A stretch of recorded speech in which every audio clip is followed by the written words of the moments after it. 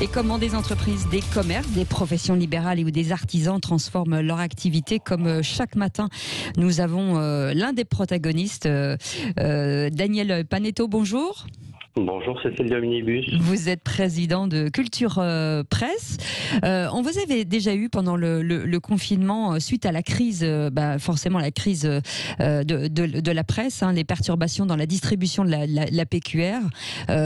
Comment ça se passe aujourd'hui? Alors c'était très compliqué pendant la période de confinement. On en est où aujourd'hui dans cette nouvelle crise? Bon, écoutez, comme vous venez de le dire, effectivement, on a subi des crises, d'où les marchands de journaux extrêmement importantes. Double crise, bien sûr, la crise du Covid qui a ralenti l'économie en général, et puis suivi de la crise de la distribution avec la liquidation des filiales de Presstalis, puis la liquidation de Presstalis, le principal distributeur de la presse magazine en France et la presse quotidienne. C'est toujours très très compliqué, même si les choses ont redémarré, et heureusement, elles ont redémarré de manière contrastée d'une région à l'autre, d'un dépositaire à l'autre, d'un grossiste à l'autre. C'est toujours très compliqué pour mes confrères qui sont situés sur ces zones qui étaient distribuées par les filiales Presstalis. Et il y a toujours un paroxysme à Marseille, où il n'y a toujours pas depuis 4 mois maintenant de presse quotidienne nationale. Mes confrères marseillais sont à bout, n'en peuvent absolument plus. C'est devenu vraiment très très compliqué pour eux. Daniel, on parle aujourd'hui, il existe 11 000 marchands en France, c'est ça? Alors, il y a 22 000 marchands de presse en France. Là, 11 000, c'est les 11 000 spécialistes. C'est eux qui réalisent l'essentiel du chiffre d'affaires, mais il y a 22 000 points de vente de presse en France. 11 000, c'est la partie émergente, ceux pour qui la presse est une partie essentielle dans leur activité et dans leur point de vente. Alors j'imagine que les points de vente, en fonction des points de vente, certains fonctionnent beaucoup mieux que d'autres. Est-ce que on sait que oui ou non, s'il y a eu des dépôts de bilan, comment vont certains qui n'étaient pas assez fragiles pendant le confinement? Est-ce que vous avez des nouvelles? Logiquement, les plus faibles ont fermé. On avait 579 points de vente qui avaient fermé l'année dernière en 2019. À fin mai, dû à ces crises, nous en sommes à 740 points de vente fermés. En 5 mois, on a fermé plus de points de vente que l'année dernière. C'est évidemment les plus fragiles qui ont fermé. C'est plutôt des petits points de vente. Heureusement, les plus spécialistes résistent un petit peu mieux, mais c'est très très difficile pour eux malgré tout. Comment faire face? Est-ce que aujourd'hui de juste vendre des journaux, j'imagine que ça n'est plus possible, qu'il faut étendre en tout cas son spectre et proposer d'autres choses aux consommateurs? Oui, absolument. La diversification fait partie de notre ADN de commerçants de proximité, si je puis dire. On a tous des activités de diversification. C'est important, effectivement, la presse à elle seule, y compris dans un très gros point de vente de presse, une maison de la presse. Il y a toujours eu également des librairies, un peu de cadeaux.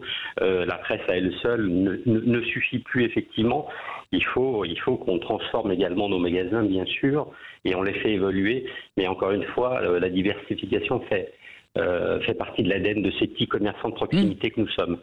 Est-ce qu'il faut encourager, en tout cas, les citoyens à soutenir la presse, par exemple, justement pour éviter les fake news, parce que c'est l'intérêt aussi de la presse?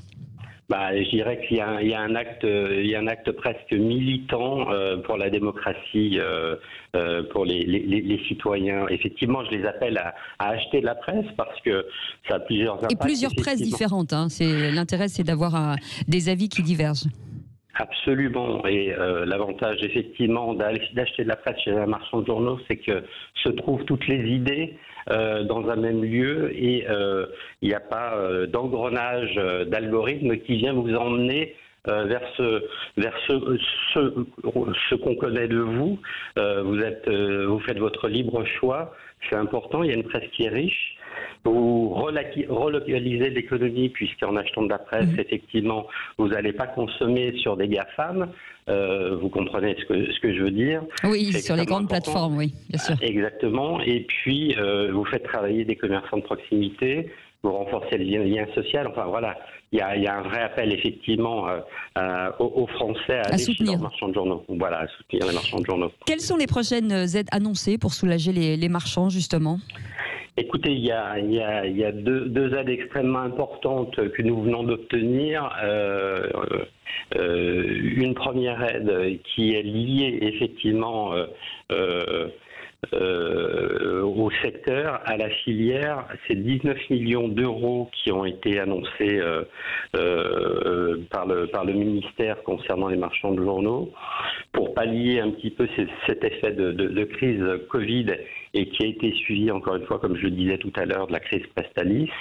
Et puis, ça faisait quelques mois déjà que je discutais pour effectivement aller vers cette transformation dont vous parliez tout à l'heure.